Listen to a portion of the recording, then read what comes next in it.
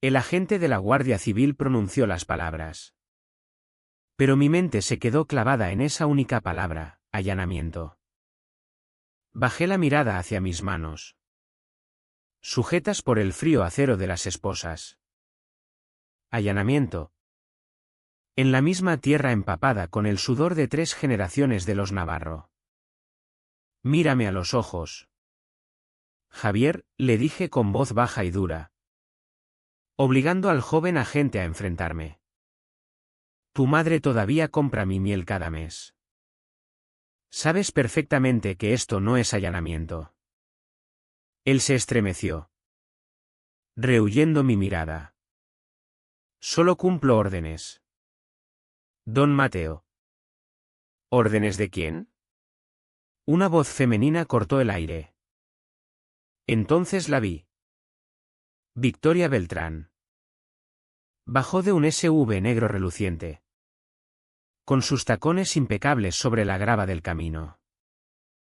Se plantó con los brazos cruzados, una sonrisa arrogante bailando en sus labios.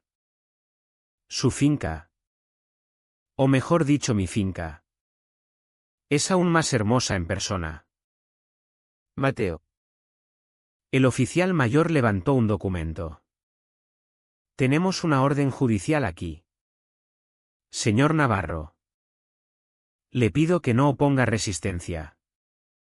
Por un instante. Mi mundo entero se redujo a eso, yo. La mujer que estaba robando mi legado con papeles y mentiras. Y los agentes que ejecutaban su robo. Una rabia ardiente y furiosa se enroscó en mi pecho. ¿Cómo demonios habíamos llegado hasta aquí? ¿Cómo puede una extraña arrebatarte todo lo tuyo delante de tus narices? No empezó ese día. Empezó hace 3 semanas. Con una reunión.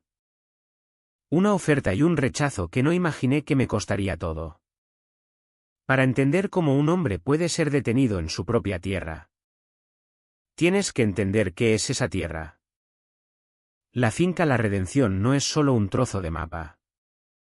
Es algo vivo que se te mete en los huesos. Es el olor de la tierra después de la lluvia torrencial. La brisa fresca que corta el calor del verano andaluz y la vista de miles de estrellas derramándose en un cielo limpio de luces de ciudad. Mi padre solía decir que el tiempo de Dios y el tiempo de un ganadero son casi lo mismo, lento, paciente y honesto. Para mí, esa honestidad estaba arraigada bajo las ramas extendidas de una encina centenaria que se alzaba en la loma oeste. Allí reposaban las cenizas de mi padre. Cada mañana llevaba mi primera taza de café hasta ese árbol. Me apoyaba en su corteza áspera y simplemente hablaba con él. Le contaba del tubo roto en el pasto norte o del ternero nuevo que cojeaba de la pata izquierda. No era una oración. Era un informe. La continuación de una conversación que llevaba toda mi vida. La finca era el legado de mi padre. Y aquella encina era su corazón. Era el único pedazo de tierra en este mundo que era verdaderamente sagrado. Pero los legados no pagan las hipotecas. El aviso llevaba un mes sobre la mesa de la cocina. Su fría tipografía corporativa contrastaba con la madera gastada. Había que pagar un plazo final. Resto de un año duro en el que la sequía casi nos hundió. Contaba con la venta de ganado en otoño para saldarlo. Pero la fecha límite me respiraba en la nuca. Era una preocupación silenciosa. Un zumbido bajo la calma diaria de la vida en la finca. Esa ansiedad creció cuando empezaron a construir los prados serenos. Surgió en el horizonte. Al sur de mi linde. Como una cicatriz de vinilo pastel y céspedes de un verde imposible. Oía el lejano zumbido de las pistolas de clavos y el pitido de las máquinas. Sonidos tan ajenos a esta tierra como una nave espacial. Luego llegaron los rumores traídos por el viento del pueblo. Hablaban de la nueva presidenta de la urbanización. Una mujer de Madrid que veía el mundo como un proyecto que había que gestionar. Se llamaba Victoria Beltrán. La vi por primera vez un martes. Un SUV negro tan limpio que parecía alérgico al polvo se detuvo frente a mi cancela. Bajó.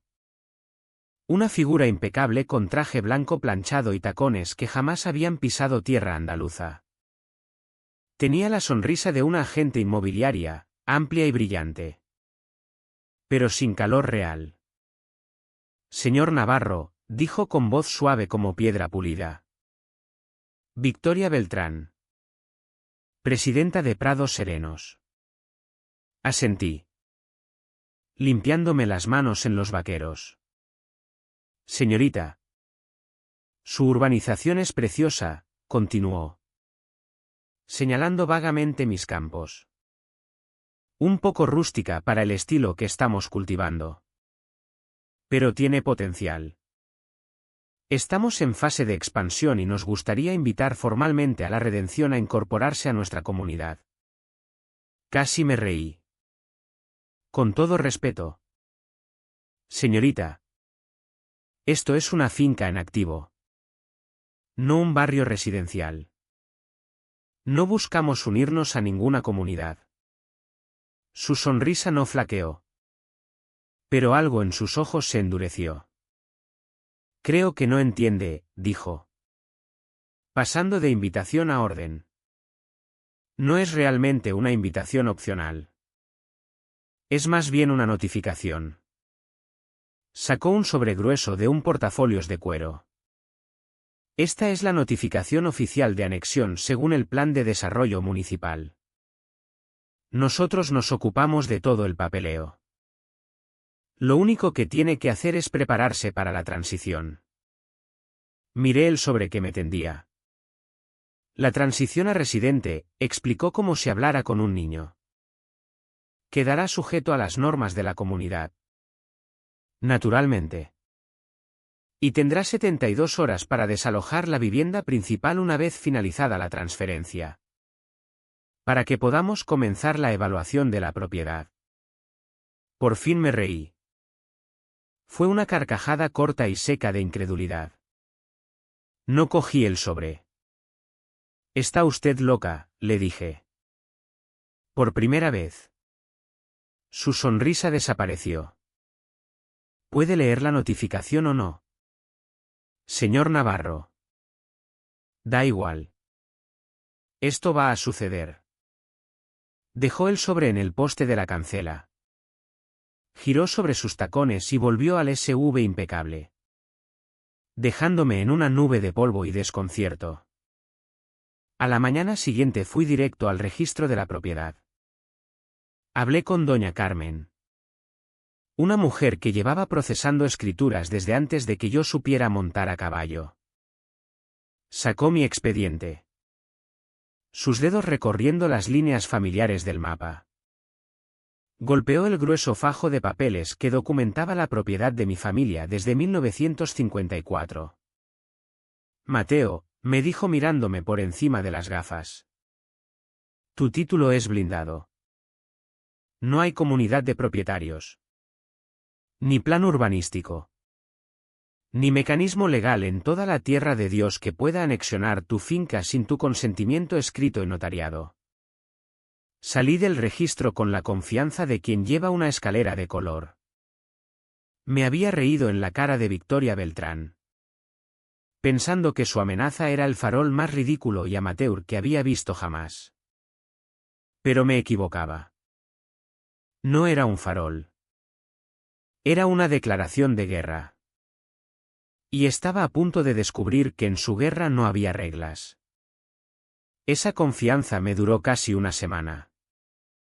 Volví al ritmo de la finca, reparar cercas. Revisar el ganado. Ver salir y ponerse el sol sobre mi tierra. La carta de Victoria Beltrán estaba en la encimera. Convertida en posavasos para mi taza de café. Todo el asunto empezaba a parecer un mal sueño. Un encuentro extraño y desagradable que no tenía nada que ver con mi vida real. Tenía la ley de mi parte. Tenía una escritura tan sólida como la roca bajo mis pies. Creía de verdad que había ganado. La primera señal de que me equivocaba no llegó con un golpe en la puerta, sino con el suave tintineo de un correo electrónico. El remitente era Planificación de Prados Serenos. La curiosidad pudo más. Lo abrí. Era un PDF brillante. Un boletín lleno de fotos de stock de familias sonrientes y artificialmente diversas. En la segunda página había un mapa titulado Mejoras comunitarias propuestas fase 1. La sangre se me heló. Mostraba un jardín precioso con un cenador blanco y un paseo empedrado situado en una suave loma con vistas al desarrollo. Estaba exactamente donde se alzaba la encina de mi padre. Mi suelo sagrado reducido a un parque público cuidado. Era un mensaje enviado con la fría eficiencia impersonal de la era digital: nada de lo que consideras sagrado está a salvo de nosotros. Mi rabia fue algo frío y escalofriante. Ya no se trataba de un error burocrático. Era personal. Esa rabia fría se volvió ardiente 3 días después. Estaba cambiando un bebedero cerca del almacén cuando lo oí, el ronroneo grave de un camión pesado subiendo por mi camino privado. No era uno de mis proveedores habituales de pienso. Era un camión de mudanzas profesional. Blanco reluciente, con el logo verde arremolinado de Prados Serenos en el lateral. Se detuvo justo delante de mi casa y 2 hombres con uniformes idénticos bajaron, sacando un carrito del maletero. Me dirigí hacia ellos. Mis botas levantando polvo. ¿Qué demonios creéis que estáis haciendo? El más joven me miró sin inmutarse. Solo hacemos nuestro trabajo. Señor. Venimos por los muebles. Estáis en propiedad privada y no vais a tocar nada, dije, plantándome entre ellos y el porche. Un tercer hombre, mayor, con portapapeles y una sonrisa condescendiente, bajó del lado del copiloto. ¿Es usted el señor Mateo Navarro?, preguntó con tono aburrido. Sabe perfectamente quién soy. Saque su camión y a sus hombres de mi tierra antes de que llame a la Guardia Civil. Suspiró. Un gesto teatral de impaciencia. Señor. Según nuestra orden de trabajo, esta residencia está programada para vaciado de contenidos e inventario pendiente de la reclamación de la comunidad. Todo está autorizado.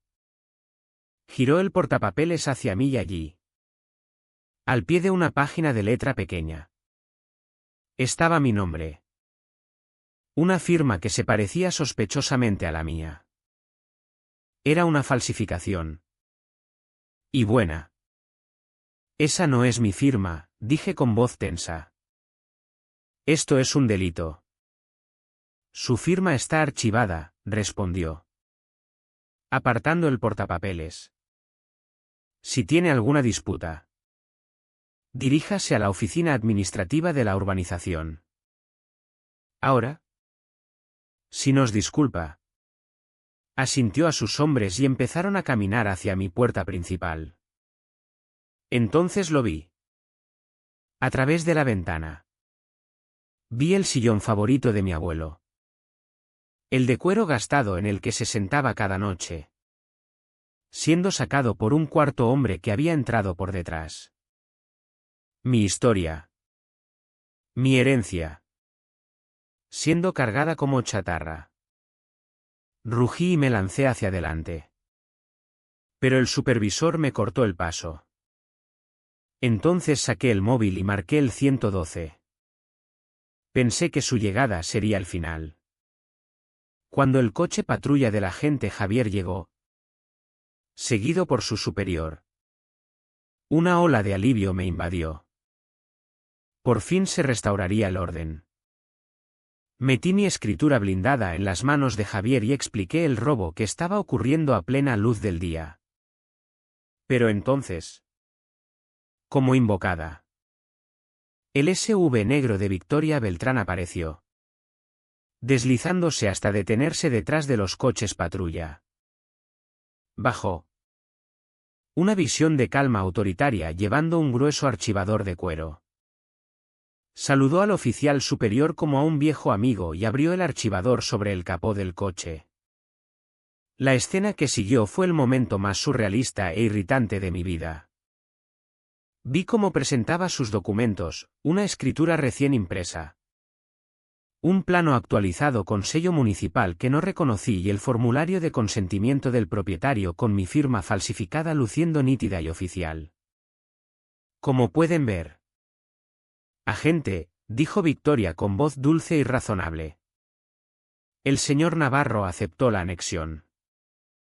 Ha estado un poco olvidadizo últimamente. Es muy lamentable. Eso es mentira. Son falsificaciones. Grité, con la voz quebrada por la desesperación. Javier parecía dividido. Sus ojos saltando entre mi escritura gastada y doblada y el archivador pulido de Victoria. El oficial superior solo negó lentamente con la cabeza. Señor, me dijo con voz cansada. Lo que tenemos aquí son documentos contradictorios. Es un asunto civil. No puedo determinar quién es el propietario aquí en medio del camino. Tendrá que llevarlo ante un juez. ¿Un juez? Están saqueando mi casa ahora mismo. Grité, señalando el sillón de mi abuelo que cargaban en el camión. Levantó una mano. No puedo obligarles a parar sin una orden judicial que diga que están equivocados. Tengo las manos atadas. Me miró con una mezcla de lástima y despedida. Le sugiero que consiga un abogado. Cuando los dos coches patrulla se alejaron dejando una estela de polvo y justicia hecha añicos, entendí que la ley no estaba de mi lado. La ley era solo un conjunto de reglas. Y Victoria Beltrán tenía las suyas. Donde las falsificaciones pasaban por hechos y la verdad no importaba. Me quedé allí, intruso en mi propio mundo, viendo cómo extraños se llevaban mi vida pieza a pieza. No había perdido el control. Lo había perdido todo. Y tenía la terrible sensación de que lo peor estaba por llegar. El camión de mudanzas no se fue hasta el anochecer. Lo último que hicieron fue traer a un hombre con uniforme distinto, un guardia de seguridad privado. Lo observé desde lejos mientras cambiaba metódicamente las cerraduras de mi puerta principal. El raspar y clic del metal resonando en el aire quieto de la tarde. Un acto final y definitivo de borrado. La puerta de mi propia casa. La que mi padre había construido con sus propias manos. Ahora me estaba vedada. No quedaba nada que hacer. La pelea se me había ido. Sustituida por un vacío frío y hueco. Subí a mi viejo Land Rover. La cabina oliendo a cuero gastado y restos de café. Y lo conduje justo más allá de mi linde. Lo aparqué en el arcén de la carretera comarcal. En un sitio desde donde aún veía la silueta de la casa contra la luna creciente. No dormí. Solo me quedé allí. Con el motor frío. Viendo cómo las luces de mi propia casa, luces que yo no había dejado encendidas, se apagaban una a una hasta que la casa quedó solo una forma oscura llena de mis recuerdos robados. Fue la noche más larga y solitaria de mi vida. Al amanecer, un nuevo sentimiento atravesó la desesperación, de ver. El ganado en el pasto oeste necesitaba que se revisara la línea de agua. Era una tarea sencilla y mundana. De las que habían estructurado mis días durante 30 años. Era un pedazo de normalidad en un mundo del revés. No podía dejar que los animales sufrieran por la maldad humana. Impulsado por ese propósito simple. Bajé del coche. Con las articulaciones rígidas y doloridas. Y caminé hasta la cerca. Mi cerca. Pasé una pierna por encima de la barandilla de madera familiar. El vaquero desgastado enganchándose un segundo. Y salté al pasto húmedo de rocío. Me sentía como un fantasma, acechando los bordes de mi propia vida. Solo había avanzado 100 metros hacia el bebedero cuando oí el crujido de neumáticos en la grava detrás de mí. Era el coche de Javier otra vez. Y esta vez no venía solo. La detención fue rápida y brutalmente eficiente. Esta vez no hubo discusión. Ni pretensión de malentendido. Era un intruso. Simple y llanamente. No opuse resistencia. ¿Para qué? Mientras Javier me ponía las frías esposas por segunda vez en 2 días. Solo miré más allá de él hacia la vieja encina en la loma. Sentí que le había fallado a mi padre. Había dejado que nuestro legado cayera en manos de ladrones. La celda era un bloque de hormigón gris y acero, oliendo a desinfectante y arrepentimiento. Para un hombre acostumbrado a cielos abiertos y olor a tierra. El encierro era un tipo especial de infierno. Me senté en el banco frío y duro. Los sonidos de la comisaría, un zumbido amortiguado fuera de mi celda. Y sentí el peso completo de mi situación aplastándome. Ya no era Mateo Navarro, dueño de la finca La Redención. Era solo un número en un expediente. Un caso que procesar. Había sido borrado sistemáticamente. No por la fuerza de las armas, sino por papeleo y los engranajes fríos e indiferentes del sistema. Me dieron una llamada. Mis manos temblaban al marcar. No llamé a un amigo ni a un familiar. No quería cargarles con esta vergüenza. Llamé al único hombre que mi padre siempre decía que podía convencer a una serpiente de que se quitara la piel y vendérsela de nuevo. Se llamaba Arturo Vega. Llegó 3 horas después. No era lo que esperarías de un abogado de alto nivel. Era mayor. Quizás 60 y muchos. Con un traje arrugado que había visto mejores días y una cara llena de más carácter que una novela de Pérez Reverte. Pero sus ojos, cuando se encontraron con los míos a través de los barrotes, eran tan afilados y claros como una mañana de invierno. No ofreció consuelos vacíos. Solo miró mi hoja de detención y luego a mí. Allanamiento en tu propia finca, dijo con voz grave. No solo son agresivos, Mateo. Son estúpidos. La gente orgullosa comete errores. Eso fue todo. Sin promesas. Sin lugares comunes. Solo una valoración fría y dura que me dio el primer destello de esperanza en días. Arturo me sacó bajo fianza en 1 hora. Mientras volvíamos hacia la finca en su viejo sedán cómodo. El sol empezaba a ponerse otra vez. Al doblar la última curva. Los dos lo vimos. Las luces estaban encendidas dentro de mi casa. Un cálido resplandor amarillo salía de la ventana del salón. Alguien estaba allí. Alguien estaba viviendo mi vida. Nos quedamos sentados en el coche. Motor apagado. Solo mirando. La visión. La pura audacia. Me dejó sin palabras. Arturo rompió por fin el silencio. Vale. Mateo, dijo girándose hacia mí.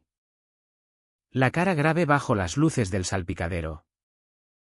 Vamos a construir un caso que los va a sacar del agua. Empezamos por la base. Necesito verlo todo.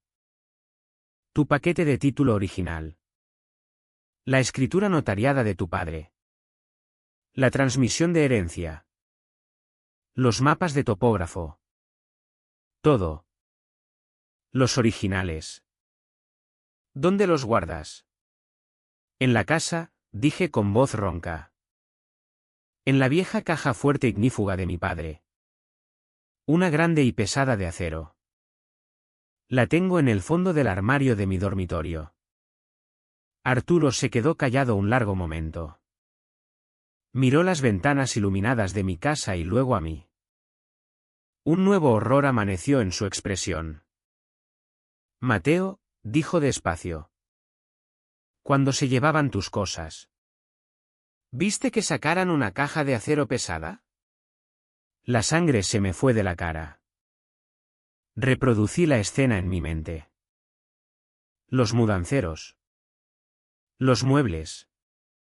El sillón de mi abuelo. No había estado buscando una caja. Había estado viendo cómo robaban mi salón. No mi identidad. Mi corazón martilleaba contra las costillas cuando la realización me golpeó con la fuerza de un puñetazo. No solo se habían llevado mis muebles y falsificado mi firma. Habían hecho una cirugía. Habían entrado en mi casa con un objetivo preciso y calculado, cortar el corazón mismo de mi reclamación. Habían robado mi prueba. Habían robado mi pasado. Arturo puso una mano en mi hombro. Su agarre sorprendentemente firme. Sus ojos, que habían estado llenos de estrategia legal, ahora ardían con una furia fría y justa. Vale, dijo con voz baja y peligrosa. Acaban de elevar esto de disputa de propiedad a robo con agravantes y fraude grave. Olvídate de defenderte. Es hora de que empecemos a cazar. El despacho de Arturo era exactamente lo contrario de mi finca. Donde yo tenía cielo abierto y colinas onduladas. Él tenía estanterías altísimas de libros de derecho polvorientos que olían a papel viejo y cuero. Donde yo tenía olor a heno y tierra. Tenía aroma de café rancio y determinación inquebrantable. Se convirtió en nuestro cuartel de guerra. A la mañana siguiente de descubrir el robo de mis escrituras, la niebla de mi desesperación empezó a quemarse bajo la luz dura de la mente estratégica de Arturo. Olvídate de demostrar que eres dueño de la redención. Mateo, dijo paseando delante de su escritorio desordenado. Ya no me hablaba como a una víctima, sino como a un general. Cualquier niño de quinto podría probarlo. Nuestro objetivo ha cambiado. Ya no estamos probando tu inocencia. Estamos probando su culpa. Necesitamos probar intención criminal. Fraude grave y conspiración. Necesitamos pillarla con el proverbial cuchillo en la mano. Y así empezamos a construir nuestro arsenal. Durante días que se estiraron en una semana. Reunimos cada pedazo de papel que constituía mi vida, declaraciones de impuestos de 20 años atrás. Recibos de venta de ganado. Facturas del veterinario. Fotos aéreas antiguas. Extractos bancarios. Estábamos construyendo una fortaleza de legitimidad. Una historia documentada tan densa y real que las falsificaciones de Victoria parecerían papel de fumar al lado. Era un trabajo minucioso alimentado por café tibio y la guía metódica y silenciosa de Arturo. Nuestro primer avance llegó de los archivos municipales. En un rincón polvoriento y olvidado de la sala de registros. Dentro de una carpeta mal etiquetada. Arturo lo encontró, un plano preliminar no registrado ni aprobado de la expansión suplementaria de Prados Serenos fase 2. Mostraba el paraíso suburbano de Victoria extendiéndose para tragarse mi finca entera. Estaba fechado 6 meses antes de que ella se hubiera acercado a mí. Esto es un plano fantasma, murmuró Arturo. Con los ojos brillando al ponerlo sobre la mesa. No es legalmente vinculante. Pero es una fotografía de su ambición. Muestra intención. Muestra que lo planeaba mucho antes de sonreírte desde su SUV de lujo. Fue una victoria. Pero pequeña. Era una grieta en su armadura. Pero no el golpe mortal. Probaba que quería mi tierra. Pero no que hubiera cometido un delito para conseguirla. Luego nos dimos contra una pared. Y dura. Teníamos una montaña de pruebas circunstanciales. Una línea temporal que gritaba fraude. Pero nada que atara directamente las manos de Victoria Beltrán al robo de mis escrituras o a la creación de las falsificaciones. La factura legal empezó a acumularse. Yo vivía en una habitación barata de motel. Mi vida en el limbo. Mientras ella vivía en mi casa en mi tierra. La frustración empezó a comerme. Había sido demasiado cuidadosa. Demasiado aislada. Parecía que luchábamos contra un fantasma. El avance llegó un martes por la noche. 2 semanas dentro de nuestra investigación sin salida. Llegó no con un estruendo, sino con el suave ping de un correo en mi portátil. El remitente era anónimo. La dirección. Un revoltijo de letras y números al azar. El asunto solo decía, una conciencia culpable. Mi corazón martilleaba cuando lo abrí. El mensaje era corto. Críptico y claramente escrito por alguien aterrado. No puedo salir a la luz. Ella me arruinaría. Pero no puedo vivir con lo que está haciendo. Ella y sus gente usan el viejo almacén de maquinaria en la propiedad Navarro. Lo llaman el taller. Traen impresoras y escáneres después de anochecer para crear documentos de cumplimiento. Creen que nadie mira. Por favor. Haz algo. Lo leí 3 veces y llamé inmediatamente a Arturo. Se lo leí por teléfono.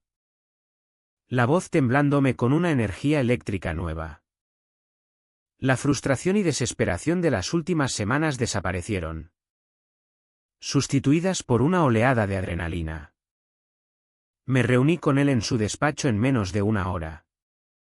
El correo impreso sobre la mesa entre nosotros. Lo leyó. El ceño fruncido en concentración. Esto es, dijo en voz baja. Esta es nuestra abertura.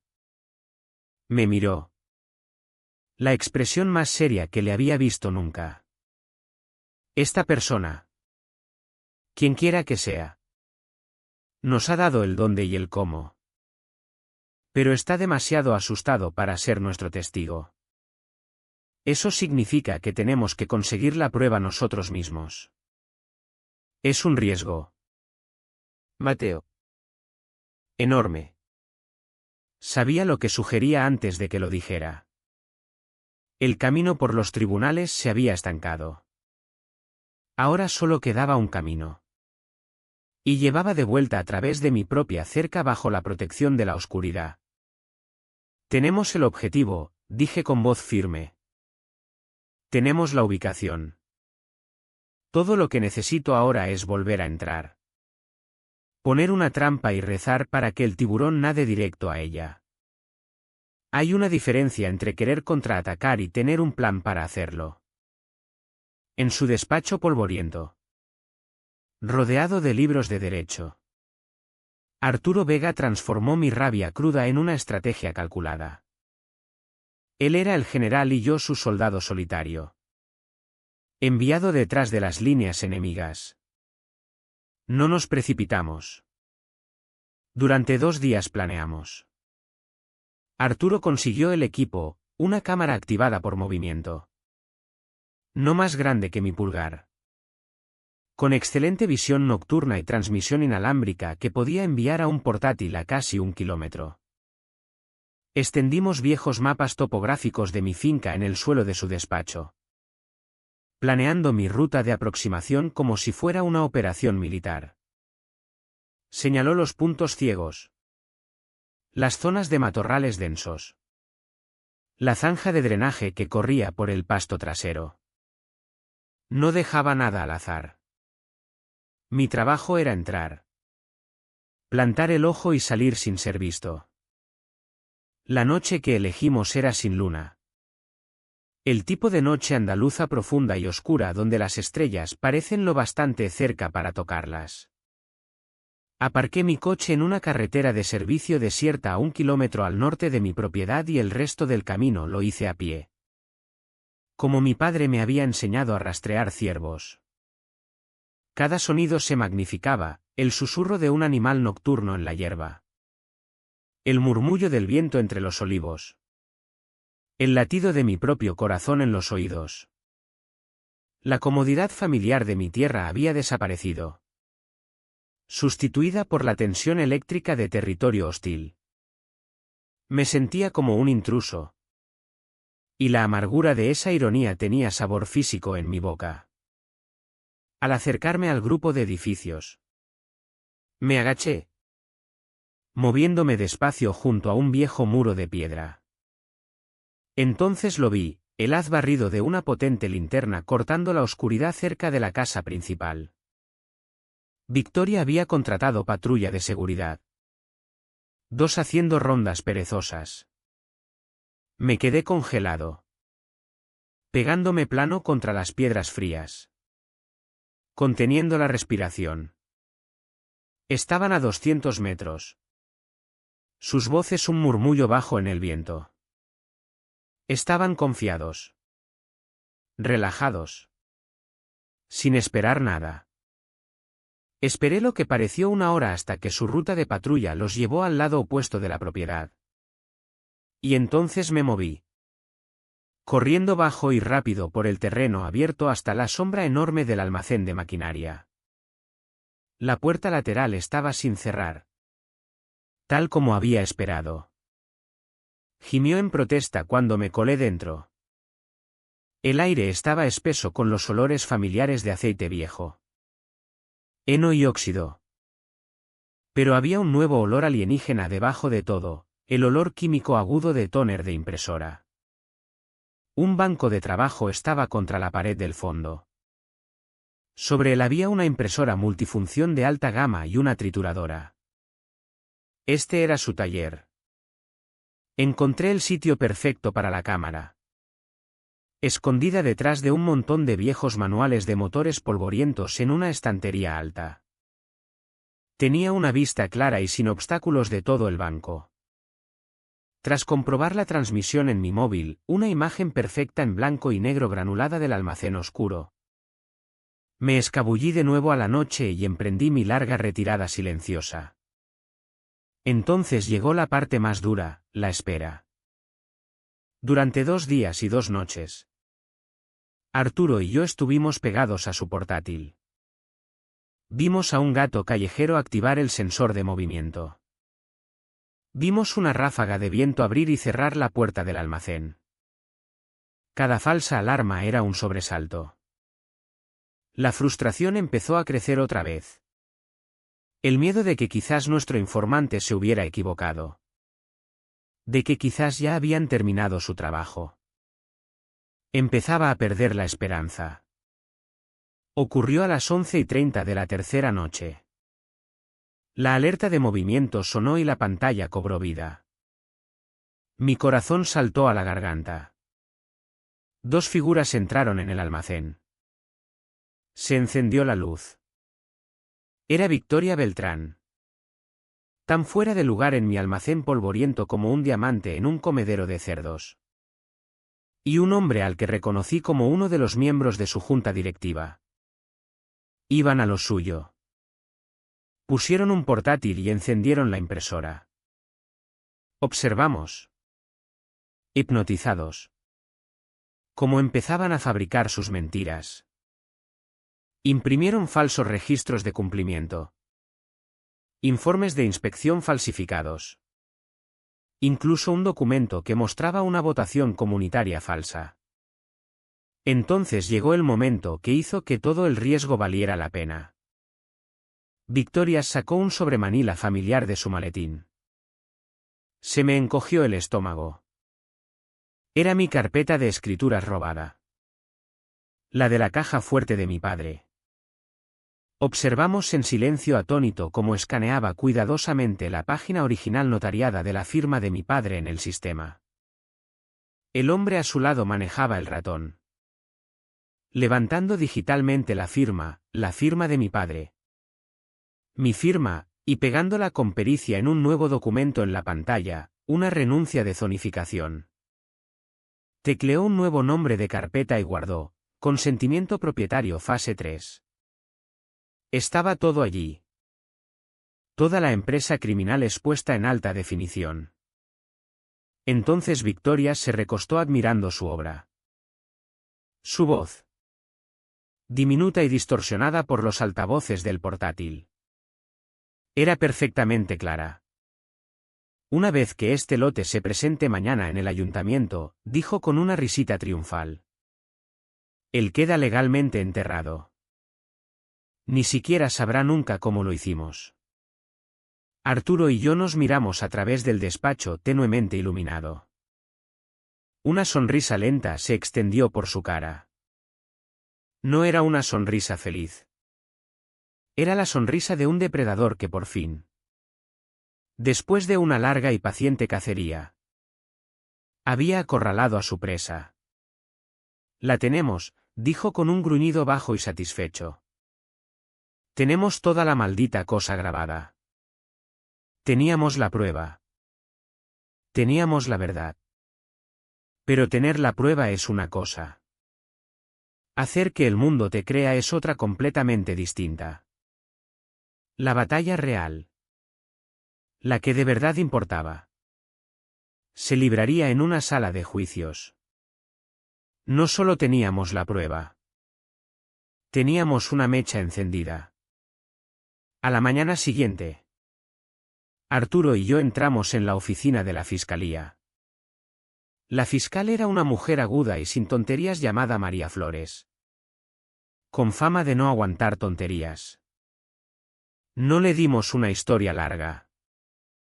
Arturo simplemente conectó su portátil al proyector de la sala de reuniones y durante los siguientes 10 minutos dejamos que el metraje granuloso y silencioso de mi almacén hablara por sí solo.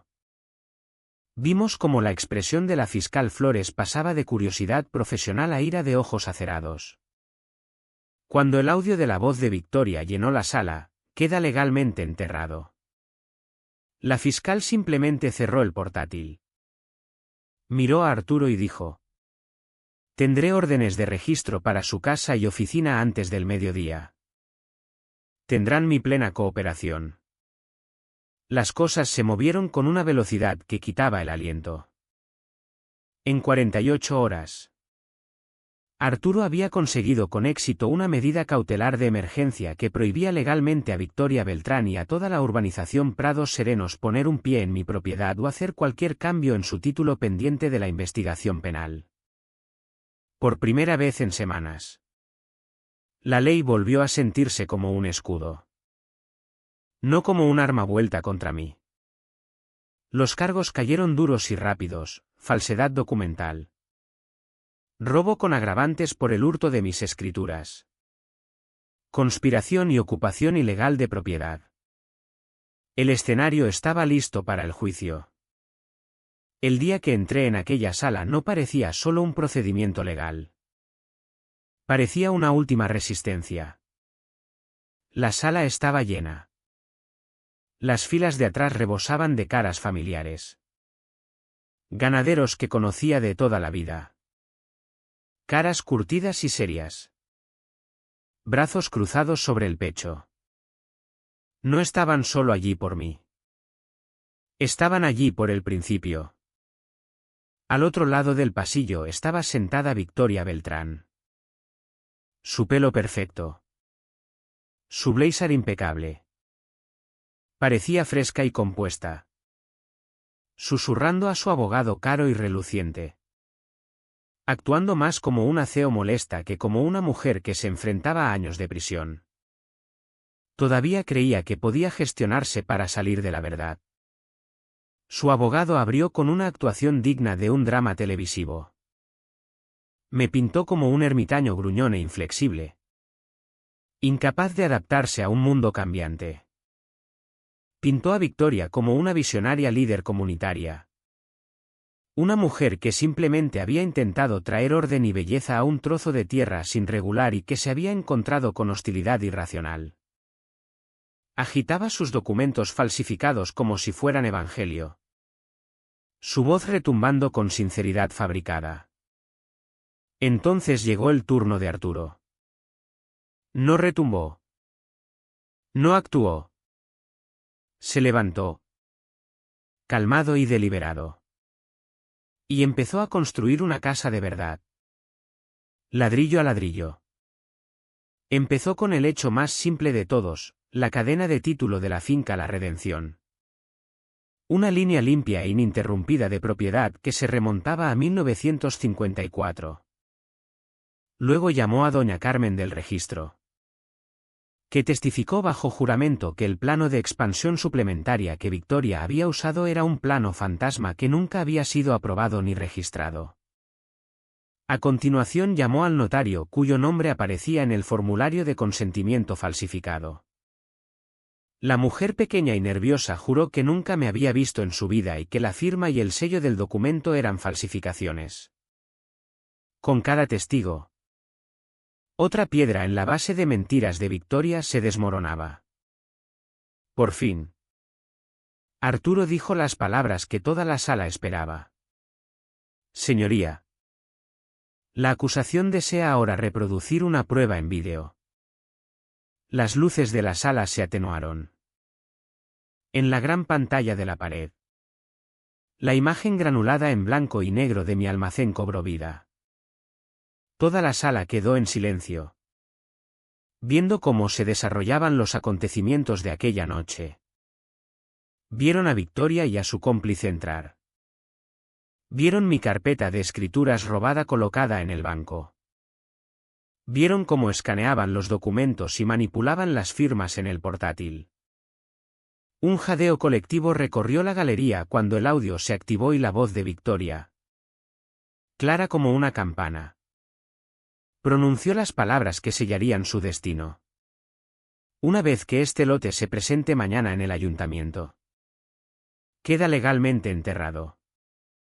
Cuando se encendieron las luces, la sala estaba en silencio. La confianza arrogante por fin había desaparecido de la cara de Victoria, sustituida por una furia pálida y de labios apretados. Su abogado se levantó de un salto. Objeción. Esta supuesta prueba no está verificada. Podría estar editada. Un deepfake. Es un ataque tecnológico. Arturo solo sonrió levemente. En ese caso, señoría, dijo con calma, la acusación desea llamar a un testigo de refutación sorpresa al estrado. El juez asintió. Llamamos a Pablo Ruiz. Del fondo de la sala. Pablo se levantó, la mano temblándole, pero la cara resuelta. Caminó hasta el estrado y prestó juramento. Con voz baja pero firme corroboró todo. Contó al jurado sobre el taller, sobre las sesiones de madrugada, sobre la cultura del miedo que Victoria había creado. Se identificó como el hombre del vídeo con ella. La defensa de cara seria del abogado se evaporó en el aire. Pero Arturo no había terminado. Tenía una carta más que jugar.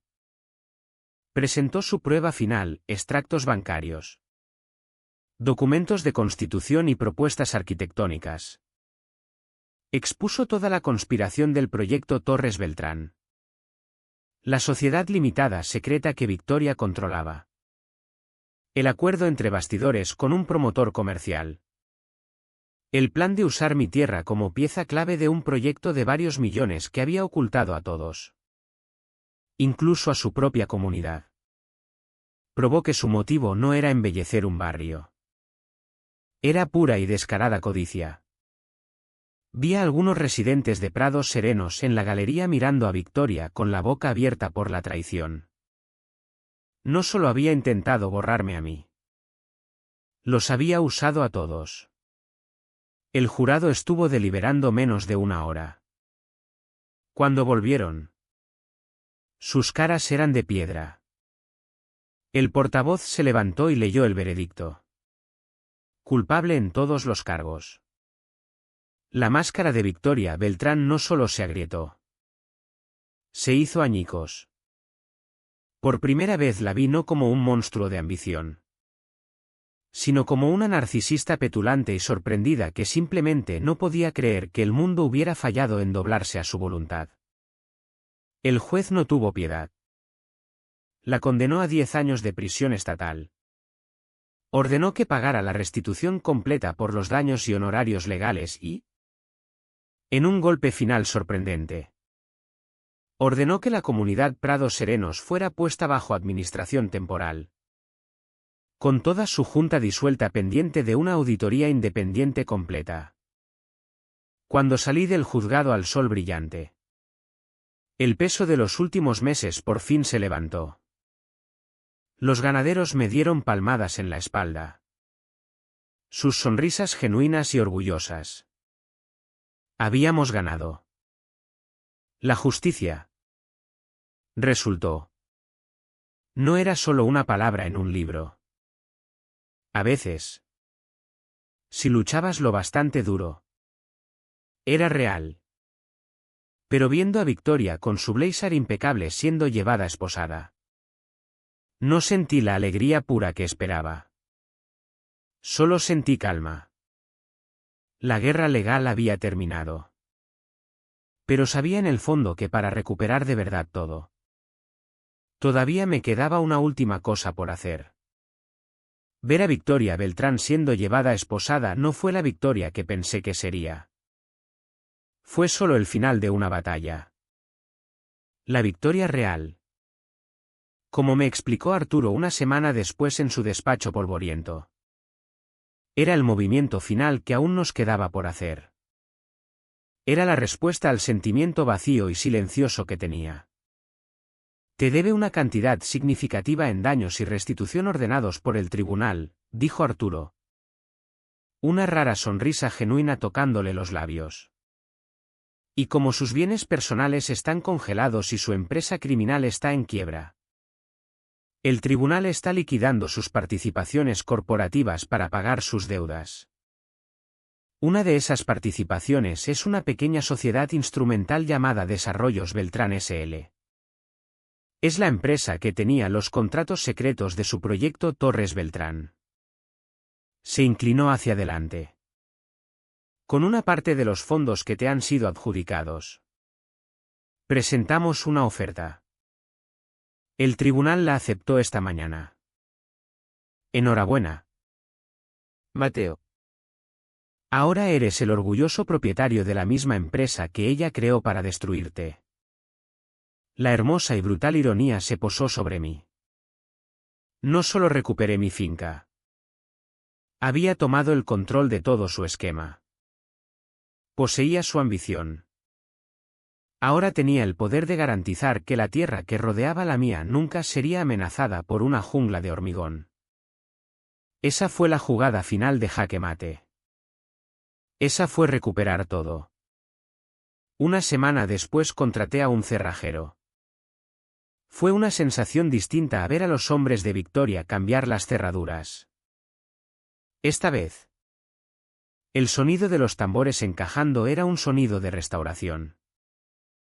Empujé la puerta principal y entré. La casa se sentía fría y estéril. Una extraña vestida con la ropa de mi hogar. El aire estaba viciado. Todavía reteniendo el fantasma tenue de su perfume. Caminé por cada habitación. Abriendo todas las ventanas. Dejando que el aire limpio de Andalucía, el aire que olía a tierra soleada y lluvia lejana, expulsara los últimos restos de su violación. Esa tarde. Por primera vez en meses. Me senté en el sillón de mi abuelo en su lugar legítimo junto a la chimenea y vi cómo la puesta de sol pintaba el cielo sobre la redención. Estaba en casa. Organicé una fiesta unas semanas después. La llamé la barbacoa de bienvenida a la cordura. Mis amigos ganaderos vinieron de todo el condado. Sus todoterrenos alineando mi largo camino de tierra. Asamos 2 corderos enteros.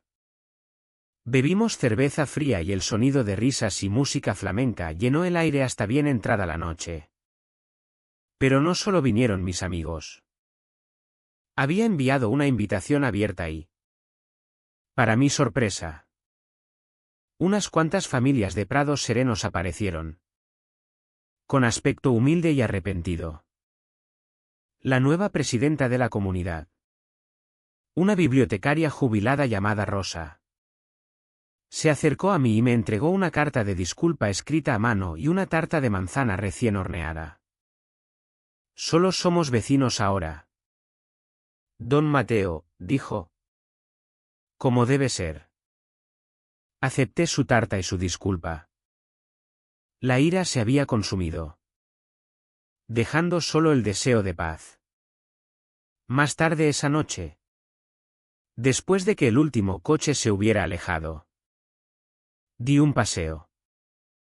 No me detuve hasta llegar a lo alto de la loma oeste y quedarme bajo las grandes ramas oscuras de la encina. La hipoteca estaba pagada. Liquidada con la indemnización. La tierra estaba a salvo. Protegida por una fortaleza legal de mi propia creación. Me apoyé en la corteza áspera. Como había hecho 1000 veces antes. Esta vez no necesitaba informar a mi padre de nada. No había tuberías rotas que preocuparan. Ni amenazas en el horizonte. Solo quedaba el zumbido silencioso de los grillos. La vasta extensión del cielo estrellado y una paz profunda e inquebrantable. Mi legado no solo estaba intacto. Era más fuerte que nunca. La lucha había terminado. Había redimido mi nombre.